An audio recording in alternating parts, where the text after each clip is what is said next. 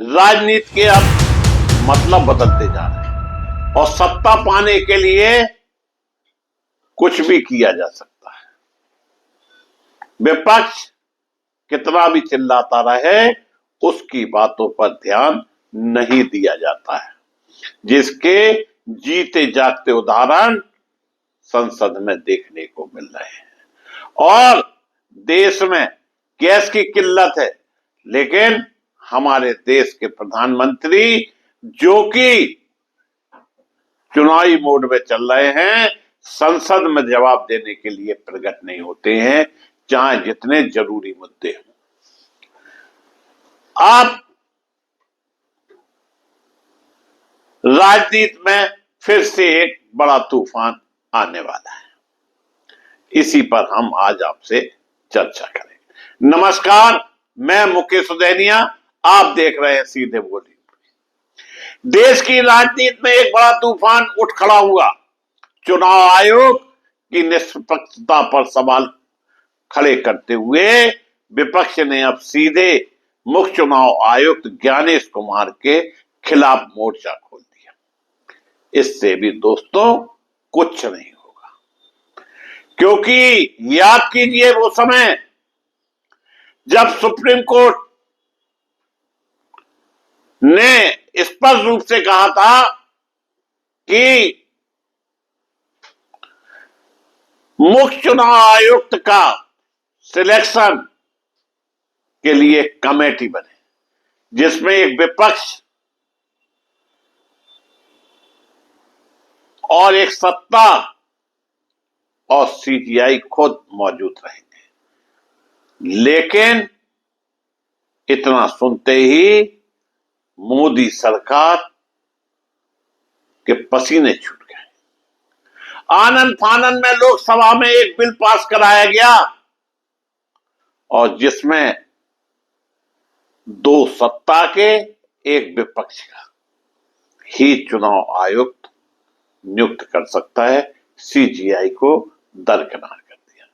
इसका आप मतलब समझते हैं कि विपक्षी दल का नेता कुछ भी कहता रहे, कोई फर्क नहीं पड़ता और 2-1 से बहुमत तय हो जाएगा।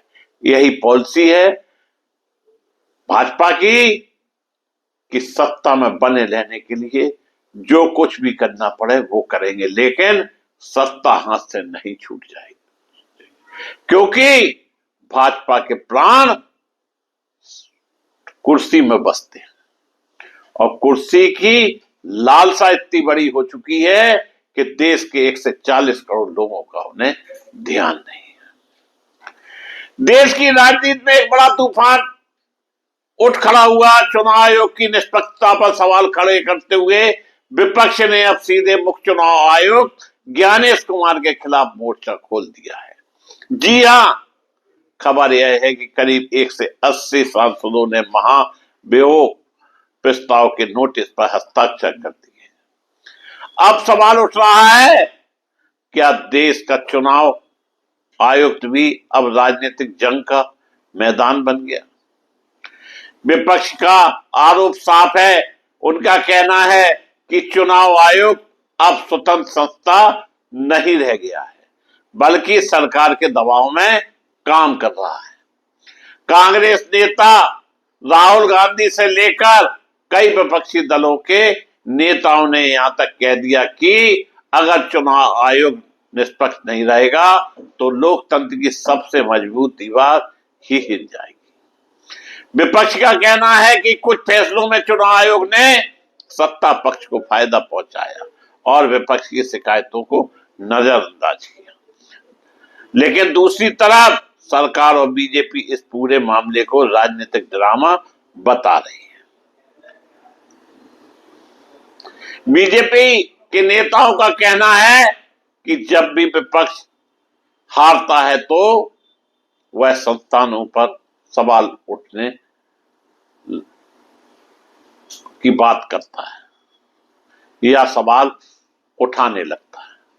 सरकार का तर्क है कि चुनाव आयोग एक संवैधानिक संस्था है और इस तरह के महाभियोग की राजनीति से उनकी गरिमा को नुकसान पहुंचाया जा रहा है। अब यहां सबसे बड़ा सवाल यह है कि क्या सचमुच में मुख्य चुनाव आयुक्त को हटाया जा सकता है? भारत के संविधान के मुताबिक किसी भी मुख्य चुनाव आयुक्त को हटाने की प्रक्रिया बिल्कुल वैसी ही है जैसी कि सुप्रीम कोर्ट के जज को हटाने की होती है। यानी संसद के दोनों सदनों में विशेष बहुमत से प्रस्ताव पास होना जरूरी है और उसके बाद ही राष्ट्रपति अंतिम फैसला लेते हैं। यानी साफ है, विपक्ष ने भले ही 180 सांसदों के हस्ताक्षर जुटा लिए हों, लेकिन संसद में संख्या बल अभी भी सरकार के पास है। ऐसे में यह लड़ाई सिर्फ संसदीय की नहीं बल्कि राजनीति की बड़ी जंग बन चुकी है। अब देखना यह होगा कि क्या विपक्ष इस मुद्दे को लोकतंत्र की रक्षा की लड़ाई बना पाएगा या फिर सरकार इसे विपक्ष की राजनीति रणनीति बताकर खारिज कर देगी। लेकिन एक बात तय है, देश की राजनीति में अब एक नया टकराव शुरू हो चुका है।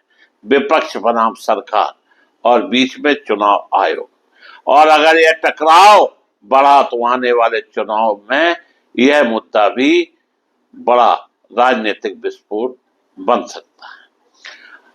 आप क्या सोचते हैं? क्या चुनाव आयोग पर उठ रहे सवाल सही है या यह सिर्फ राजनीति का नया हथियार है? आपकी राय जरूर है।